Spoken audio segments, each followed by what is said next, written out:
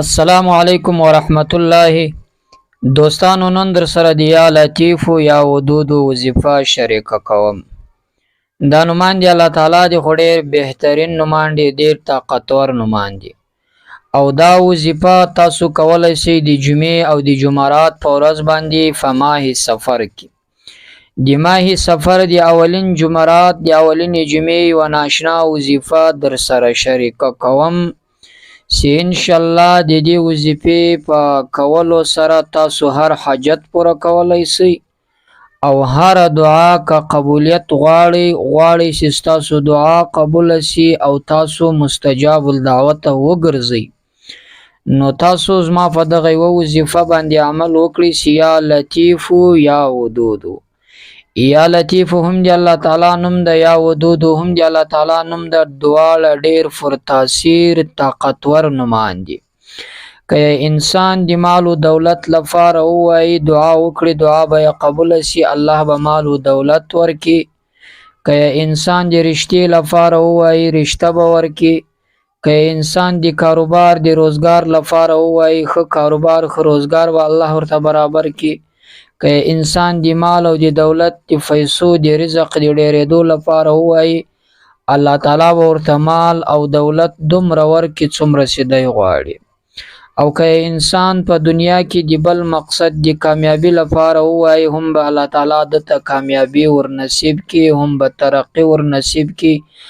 او په دنیا کې چې د کم مقصد کې کار شروع کړی په هغه مقصد کې دی کامیاب کېدل غواړي هم به الله کامیابی ورکړي.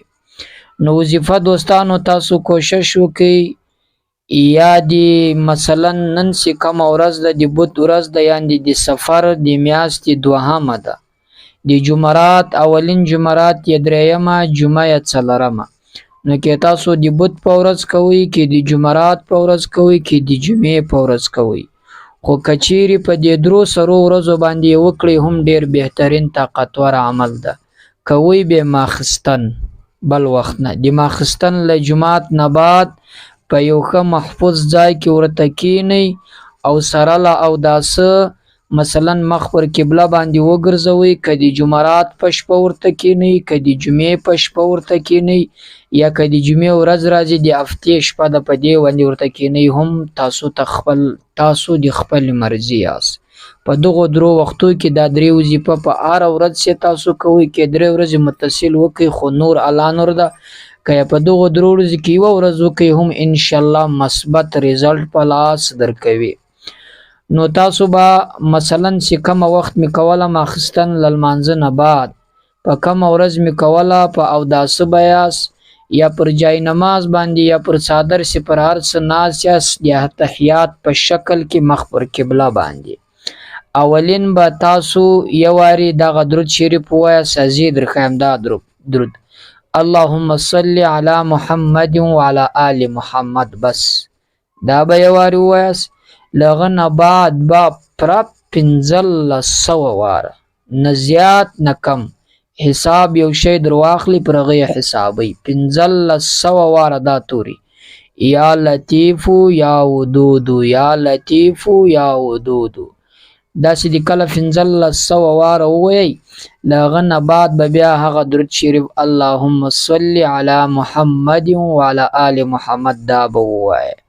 کله چې دا وویله له هغه نه بعد بیا پر خپلو دواړو لاسو باندې جفت کې پر بدن بیا راتیر کې پر ټول بدن او په ګریوان کې بیا هم جفت کې. که چیرې د ناجوړي د بیمارۍ لپاره یې کوې پر اوبو باندې یې جفت که هغه به وچښه الله به شفا درکړي. که چیرې د محبت لپاره کوې پر یو خوړونکي شي او دم که په هغه کس باندې یې وچښه چې ته وخوره یا یې وچښه چې ته د ځان محبوب جوړول غواړې. که چیرې د مال او د دولت د ډیرېدلو لپاره کوې له جم څخه له 10 نیولې تر 100 پورې نوټ راوباسه پر هغه یې دم کړه او هغه صدقه که. او که چیرې د کاروبار لپاره کوې د روزګار لپاره یې کوې هم له هغه نه بعد دعا وکړه. دعا ضرور وکړئ چې د هر مقصد لپاره کوئ، هر حاجت مې وي هر مقصد مې وي مال او دولت چې د هر څه لپاره وي په ډېر خشوع عاجزي سره الله تعالی سپورته کوي دغه مقصد لپاره یې وکړئ. الله به ستاسو هغه مقصد در پوره کړي، هغه حاجت به در پوره کړي او په هغه مقصد کې به تاسو ته کامیابي در میلاو سي.